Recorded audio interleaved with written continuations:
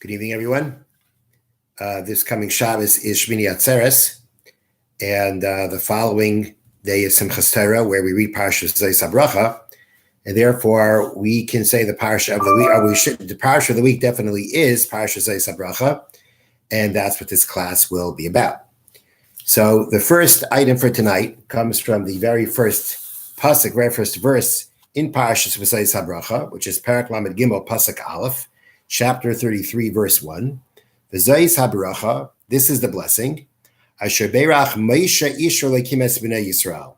That Moshe, the man of God, blessed the Jewish people, lifnei Moshe, before his death. We're going to focus on this description of Moshe as Ish Elokim, the man of God. What is that word? What is that phrase coming to say exactly, calling him the man of God? So the commentary of Orach Chaim gives the following explanation. He explains that these words are coming to testify about Moshe, that his attainment of all the great qualities that are known to him, great personal qualities known to him, he only had it because of his fear of God. Not because his nature helped him towards that. Meaning, Ish Elokim means to say, as he will show us how it lies in the words, that if we look at Moshe Rabbeinu's greatness, his greatness was not something that came naturally to him. His character traits, his humility, didn't come naturally. It only came because of his fear of God. His nature did not assist him in having these qualities, having these traits. And then the Orach Chaim goes into a interesting Gemara in Yuma that focuses on this idea of a person's nature lending to his character traits and the difference that it can make. Ka'amar Mazal, as our sages say, to Gemara in Yuma, Shol ba'achas v'loy olsaloi v'David. The Gemara says that the very first king of the Jewish people was Shaul HaMelech, King Saul. Now, Shaul, the Gemara says, because of one sin that he committed, lost the monarchy. It was taken away from him, and it was given to David HaMelech, to King David. David, on the other hand, committed two sins, and he didn't lose the monarchy. Now, we're not going to go into what sins it's referring to, but the point, we're just going to focus on what Orach Chaim wants to do here. But that's what the Gemara says. The Gemara says, Shaul sinned once and lost his monarchy. David sinned twice and didn't lose his monarchy. And the commentaries struggle to,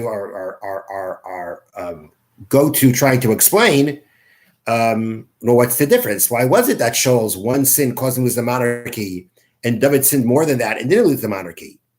And typically, the commentaries approach it by the kind of sin that was committed. And that Shaul's one sin meant that he wasn't worthy of being the king of the Jewish people.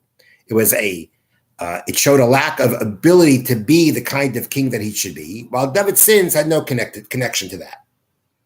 But Orach Chaim comes at it from a different point. He doesn't come at it from the difference in the type of sins that were committed. Rather, Shaul's nature was very calm. He wasn't quick or in some level impetuous to make mistakes. And that's why, even though he sinned inadvertently, he lost the kingdom. Great people are measured by their nature. If his nature would have been that of David's, which was the nature of a ruddy person, he would have done 10 times more than David did. What the Orach Chaim means is that when the Gemara makes a difference between Shaul and David, the difference is that Shaul's nature was very calm by nature. He was very controlled by nature. David HaMelech, who was red-skinned, red-haired, that was really a sign that by nature he was a very can't find the right word. He was, I don't know if you want to call it hot-tempered, but he was someone that was very excitable. He was someone that was very, it took a lot of work for him to control himself. I just can't find the right word to use, but he wasn't calm. He wasn't a calm person. He was a very excitable person, very, very excitable. David HaMelech struggled to control himself more than Shaul HaMelech did. Shaul HaMelech was a calm person. For him to control himself was not as great a struggle as it was for David. And therefore, the one sin that he committed was considered grave enough that he lost the kingdom for it. Because a calm person like him should have been able to have controlled himself. David, on the other hand, is not excused for his sins, but because of the fact that it's harder for him to control himself, because he was a very excitable person, it was hard for him to control himself. He wasn't held as responsible as Shaul was. Now, only Hashem knows how to measure, how guilty you are, how responsible you are because of what your nature is, and how that relates exactly to why Shaul lost his being king and David didn't. But the way that Ohr HaChaim is explaining, when the Gemara says he only sinned once and he sinned twice, he was punished, he wasn't. The point is that Shaul's sin was something that he was held so responsible for, because being by nature he was calm, he should have been able to have the self-control not to commit the sin that he did. While David HaMelech may have committed two sins, he may have lost control, but for him it was very hard to keep control. And therefore, he's not held as responsible. And therefore, being that we see that there is this idea that a person is judged by their nature, and that'll make a difference to how responsible they are for actions, not that it becomes justified, not that they're found innocent because of it, but at the same time, they're not held as responsible. Now, regarding Moshe, one may have thought, perhaps his humility and all the other traits that he had, such as being patient with the Jewish, this was all that he had by nature. Therefore, here the Torah comes and testifies that everything that he attained, which is, and the great levels that he attained, which is all alluded to in the word ish. Ish means a person, but ish means a great person. That's what the word ish means. When a person is called ish, it means a prominent person, a person of high stature. It was because he was fearful of God. That's why it says, that's why the Torah calls him Ish Elokim, a man of God. He was an ish. He was a great person because of God, because of his fear of God, because of his cognizance of God. That is why that's how he attained his levels. It wasn't part of his nature. Okay, as he says, one would think that they were from his nature, and the answer is no. They were not from his nature. His nature did not add to any of these things, which could possibly mean that Moshe by nature wasn't a very good person, but he worked himself through. He brought himself to great levels because he worked on it. But what was his motivating factor? What was it that pushed him to go ahead and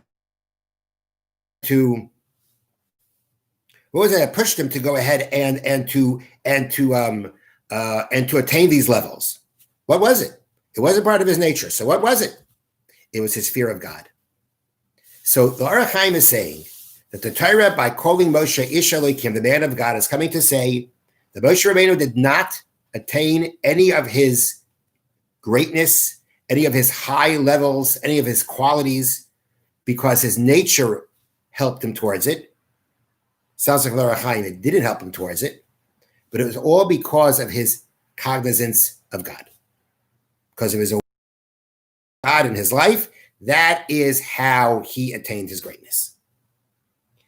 Now, this is in itself a fascinating idea. To go ahead and say that Moshe attained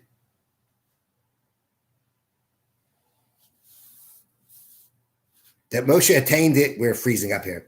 That Moshe attained his greatness because of the fact that he not a good connection tonight.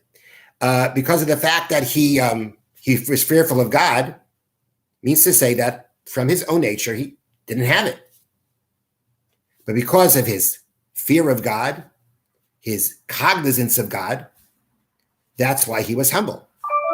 The Chavos HaBava says a person attains humility when he recognizes the greatness of God. Because Moshe Rabbeinu recognizes God, therefore he strove to emulate God. He was very patient. So Moshe Rabbeinu attained his greatness because of his fear of God, not because of his nature. Now, I think there's an important point that needs to be brought out here. At the end of the day, Moshe Rabbeinu attained a tremendous level of greatness, of righteousness, as we're going to be discussing soon. No one came to this level of righteousness as Moshe.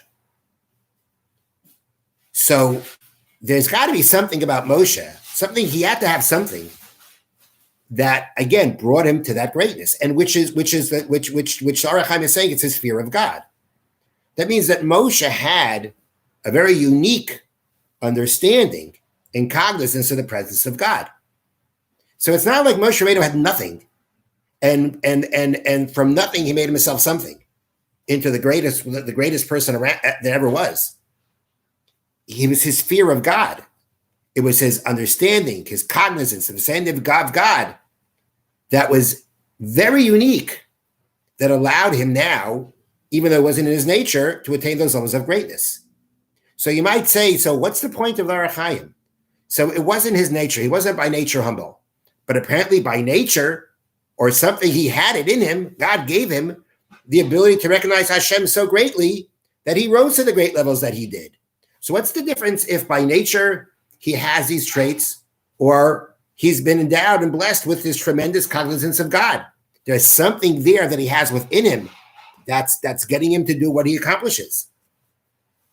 But I think the point of the Aruch Chaim is that if you take a look at Bilam, the Gentile prophet who tried to curse the Jewish people, Bilam also had tremendous understanding of God, but he didn't use it to better himself.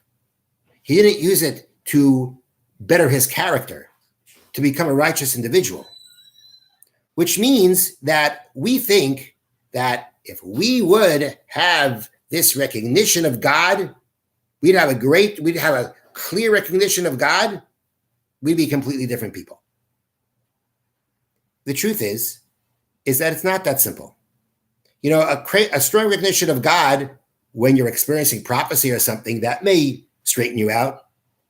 Doesn't mean it's going to last.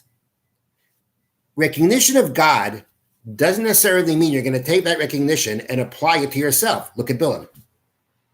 It may in some ways maybe even be easier, right, to be humble by nature and to retain that humility because of your nature to be humble, than to be humble because you recognize the greatness of God. Moshe Rabbeinu accomplished a great feat of even though his nature wasn't to attain these levels, he attained them because of his fear of God. He took that understanding that he had of God and he used it to better himself. That's not as simple as it sounds. It's not as elementary as it sounds. Of course, if I recognize God, I'm going to be better.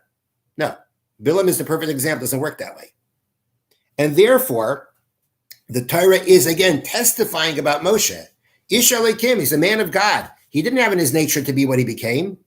He became what he became because of his fear of God. That unique understanding and cognizance and that unique fear of God that Moshe had, Moshe used that to make himself the greatest individual that ever was. But it's not as simple as that. It's not that simple to say because I have that cognizance, therefore I'm going to be able to make myself into anything that I want to. And therefore, the point of the pasuk is to say that Moshe The Torah is testifying about Moshe, Ish Elokim. He's the man of God. He attained what he attained because of his fear of God. Now, I have a different question on the Orach Chaim. It would seem to me that this point that is trying to be made is a very important thing to know. You want to know, how did Moshe become great? He had to work on it. He wasn't born that way. He wasn't naturally humble. He didn't have what is in his nature, and he had to work on it. True, he had a great level of Hashem, which allowed him to bring himself to a very high level, but he had to work because it wasn't within his nature. That's a very important lesson to know, that the greatest leader we ever had, the man who gave us the Torah, had to work on himself to become who he did. What bothers me is, what does the Orach Chaim need the Gemara in Yuma for?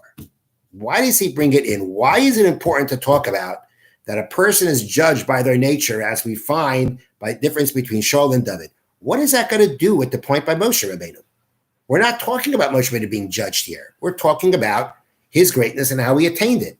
What is the point? I've been struggling with how to understand why the Orach Chaim brings in this Gemara Yuma about why Shaul lost his monarchy and David didn't, because Shaul's nature lent itself for him to be more in control, and David's didn't. What does that got to do with this discussion from Moshe? So perhaps I'm adding too much to the Orach Chaim, but maybe the idea is the following. So we're going to have, at the end of the Parsha, after Moshe Rabbeinu dies, the Torah says,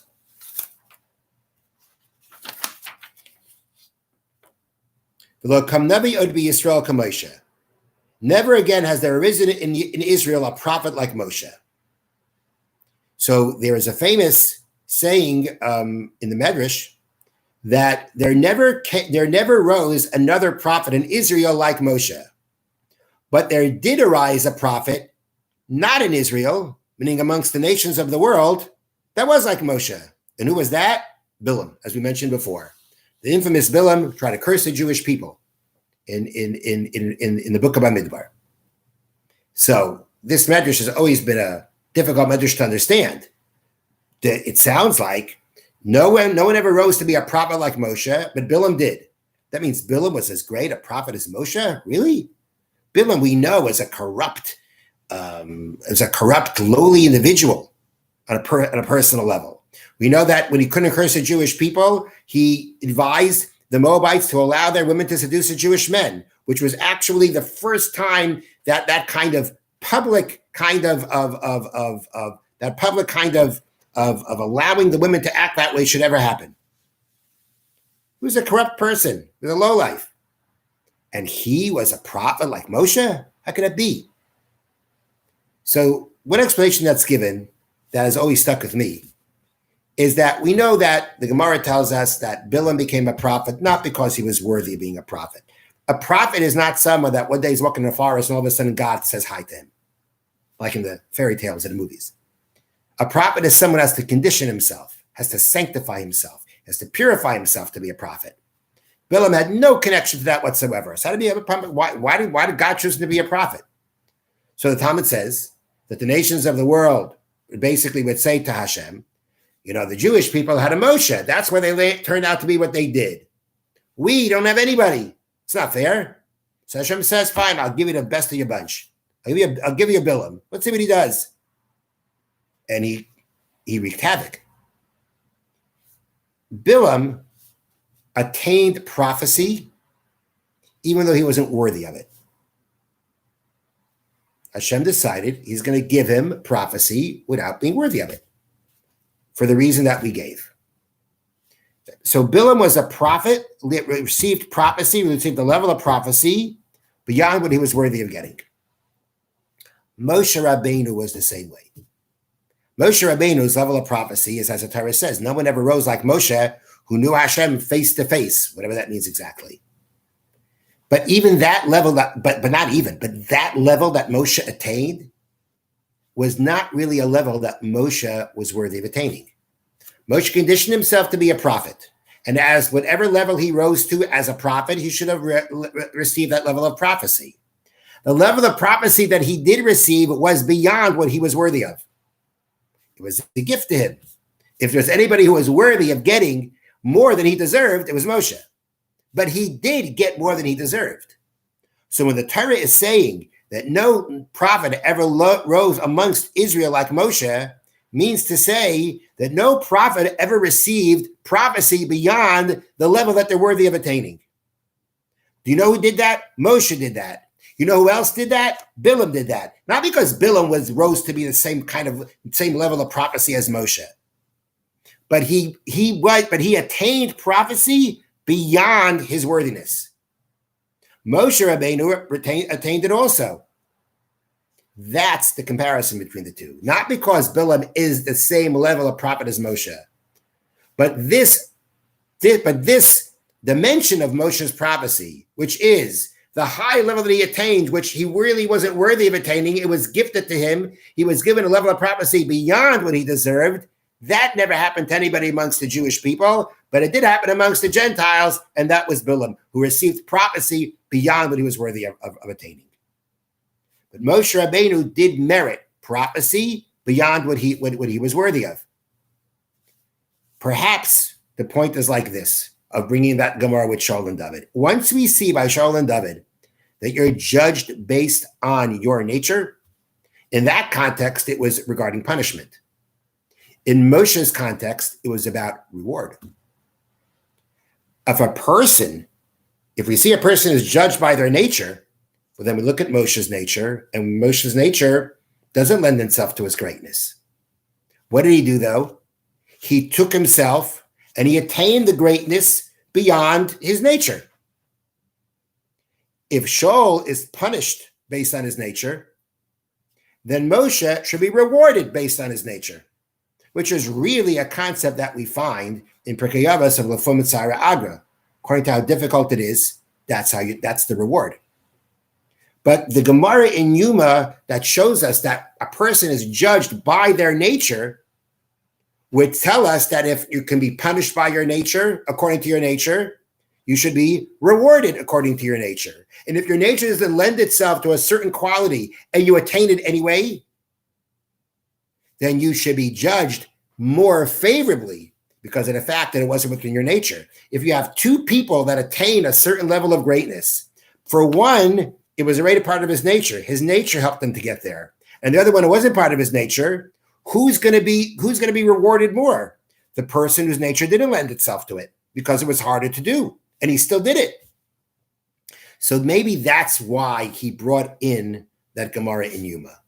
The same way the Gemara in Yuma tells us that Shaul was judged based on his nature, Moshe Rabbeinu was also judged based on his nature.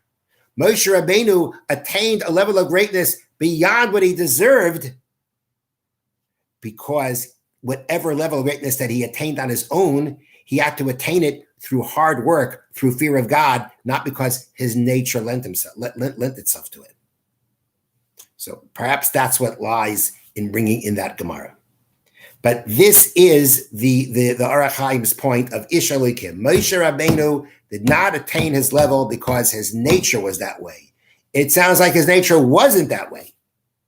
Nonetheless, because even though his nature did not lend itself to any of the levels of the greatness that he attained, but he took the fear of God, the recognition of God that he had, and he took that to build himself up. He took that to make himself what he did, even though it was within his nature.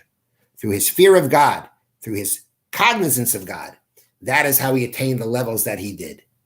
Which means, again, at one level, it means Moshe Rabbeinu had to work to become what he became. That's an important lesson to us. It's also a lesson to say that whatever level, that even if something's not in our nature, based on the level of our understanding of God, based on our recognition of God's presence in our life, that is what we can use and should use to be able to develop good character and high levels of spirituality, even if they are not within our nature. Again, we can expect to be like Moshe Rabbeinu, exactly like him? No. But we would be expected that based on who we are, what our nature is, and the recognition of God that we have, to use that to grow as best as we can. Now, we're going to go to the end of the Parsha, where Moshe Rabbeinu dies. And the Torah tells us like this. This is Perek Lamed Dalet, chapter 34, Pasuk Hey, verse 5. Vayamash Moshe Eved Hashem be'eretz Moav al pi Hashem. Moshe, the servant of God, died there on the mountain where he was, in the land of Moab, by the command of God.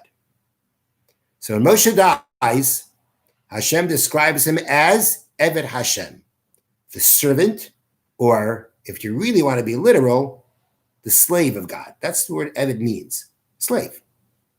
The servant, we'll use the word servant.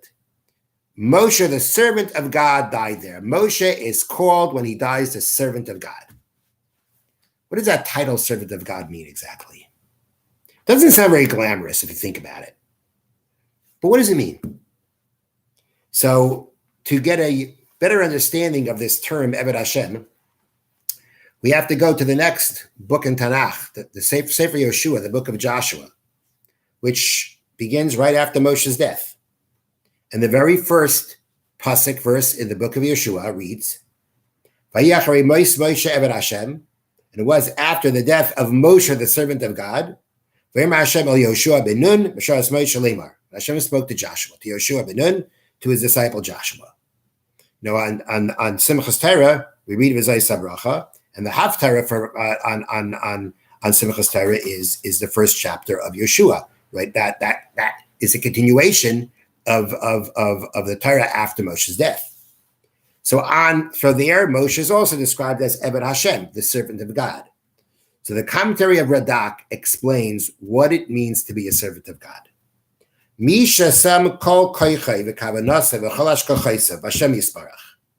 Someone who places all his energy and all his intent and all his focus on God. And that even when he's involved in mundane matters, his intention is for the purpose of serving God. Hu Yikra Eved Hashem. He is called the servant of God. Avraham Avdi, as we find Hashem calls Avraham my servant. David Avdi, David my servant. Avodah Hanavim, by servants the prophets. Shem Kamay HaEved LaAdon, for they are like a servant, a slave to a master. A slave to a master. Every bit of his day is dedicated to the service of his master. If you're an Eved Hashem, a servant of Hashem, it means every aspect of your life is dedicated to Hashem. Moshe was called Eved Hashem because he dedicated every part of his life to the service of Hashem, just as a servant or just as a slave does. Rabbi Chanan Wasserman Zatzal, when he cites this Radak, he adds a phrase. The Talmud says, Masha kana Eved kana Rabbi, which means if a slave, it finds a lost object, it belongs to the master. Whatever a slave does is for the master. If Moshe is called Eved Hashem, that means everything that he did was for the master, which is Hashem. That's description of Moshe as Eved Hashem. And although it doesn't sound very glamorous, very glitzy, it's the greatest praise you can have. You're a servant of Hashem. Your entire being, in essence, is dedicated to serving God. I'm going to share with you a very nice story that Mordechai Kamenetsky cites to highlight this. It's not exactly the same, but it's a very beautiful way of bringing it out. So this is a story that he tells. Frederick the Great, king of Prussia during the late 1700s, was reviewing his troops when he noticed a middle-aged soldier wearing an interesting ornament. Dangling from what appeared to be an heirloom watch chain was a bullet. It had been polished and shined as it replaced a watch the soldier was obviously unable to afford. The king, in a playful mood, pulled his diamond-studded pocket watch from his vest and held it in the sunlight. As the rays glinted off the diamonds that surrounded its face, he stared intently at his timepiece. Then he looked at the soldier. "My dear man," he said in mock concern, as he tucked on the exquisite watch attached to its chain. "My timepiece says that it's 1:30. What time does yours tell?" The soldier looked down at the bullet. "Your Honor," he declared with sincere humility, "the ornament that dangles from my watch chain does not tell me the time. Rather, it's a bullet. A bullet, scoffed the king. Why on earth would you wear a bullet instead of a watch? To me, your honor, there are no hours, minutes, or seconds. My watch tells me that every moment I am willing to take a bullet, even if it means my life, for your majesty. King Frederick was so impressed with the soldier's reply that he promptly removed his exquisite royal watch and presented it to the soldier. That's an example of dedication, of utmost dedication to a king. When we talk about dedication, we talk about dedication that a person would be willing to take a bullet, so to speak, for God. But the dedication that we primarily look for, that constant dedication to God, is that everything you do is in the service of God. That's what Moshe was. And with this, Rabbi Chana Wasserman explains a very interesting comment from the Rambam, from Maimonides. Rambam writes in Hilchos Tshuva, in the Laws of Tshuva, Shkol Adam Roy Li Tzaddik HaMoshe Rabbeinu. Every person can become a tzaddik, a righteous man, righteous individual, like Moshe. Va'avsha Torah he'ida v'leikam k'Moshe, even though the Torah testified, no one ever rose to be like Moshe. Hainu le'inyan nevuah, that's regarding prophecy, v'loy b'tzidkasei, but not regarding his righteousness. And therefore, every person can be as righteous as Moshe. So Rabbi Chana Wasserman Zatzal said, we know that's not what it means. You can't be, no one's ever going to be like Moshe. You can try to serve God for thousands and thousands of years, you'll never reach Moshe Rabbeinu's ankles. So what does it mean?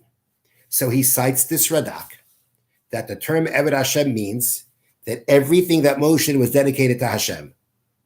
And that is something that we all should strive to do, whoever we are. We don't have the same strengths and abilities as Moshe. We don't.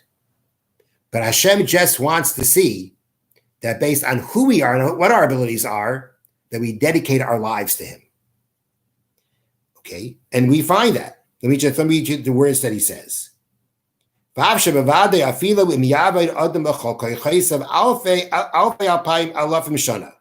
even though if a person would work with all his energy for thousands of years, he wouldn't reach the ankles of Moshe. That's because no one has been given the strength and understanding of Moshe. Okay? Moshe was given something, as we said before. But according to the Arachayim, going back to the Arachayim, the strength that he was given was not a natural strength. That was not a natural tendency to those qualities. But it was a strength to recognize Hashem and to use that to grow. But again, Moshe Rabbeinu had a very unique level of that. It doesn't take away from a simple person's value. We know that when it comes to bringing a sacrifice, a poor man, the Torah says, bring the animal that you can, and it's acceptable to me, just like the big cow that the rich man gives. This is the intention of the Rambam. What it means that every person can be a righteous person like Moshe. That means every person, according to who he is and according to his abilities, can be a servant of God, as Moshe Rabbeinu was according to his abilities. Every person can be like Moshe, can be a tzaddik like Moshe. Every person can, according to their ability, dedicate every aspect of their lives to Hashem. It's a goal. It's something to work towards. But you don't have to be as great as Moshe. But you can be as great as Moshe in the sense that Hashem valued Moshe because he dedicated every aspect of his life to Hashem, according to his abilities. That is what every person can do. They can dedicate every part of their lives. They can strive towards dedicating every part of their lives according to their abilities. That's the struggle. That's the challenge, to recognize what your abilities are. But every person can do that. Every person can, according to their abilities, dedicate their lives to Hashem, dedicate every part of their life to Hashem and be as righteous as Moshe. That's what the Rambam meant. And that's what it means Moshe was an Eved of Hashem. Not just an Eved because he'll take the bullet, but rather that every aspect of his life was dedicated to Hashem. And that's something that we should strive for according to whatever abilities and strength and weaknesses that Hashem has given us. I wish you a good night and a good night.